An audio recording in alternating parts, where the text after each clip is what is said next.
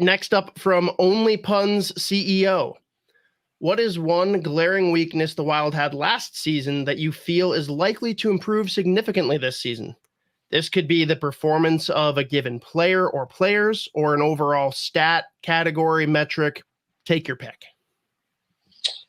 Well, there's two things, but one of them is goaltending. I think goaltending was one of the Achilles heels last year, and from the year before when both Gustafsson and Fleury were good. So I think in that particular case, if Gustafsson is back, having a bounce back year, the rotation of him with Wallstedt getting some starts in Fleury, I think that would be a huge turnaround for them.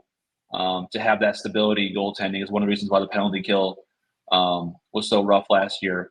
So I think between that and the secondary scoring, which is a big issue, and that depends a lot on the Ryan Hartmans, the Goudreaus, the Johanssons of the world stepping in and having, just much better bounce back years. So healthy Foligno, Liam Ogren stepping in, being a regular player.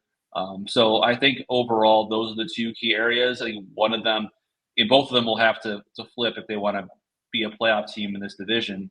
But I think goaltending is such a erratic position at times that if that's one that could be correctable, just with performances that you've seen previously from Gustafsson just a couple years ago, if that's all of a sudden a strength or above average at your position, then it's a whole different scenario for the Wild last year, and it'll be different this year. So I think if there's two, that's the areas where I think there's a chance to have that bigger bump are those two.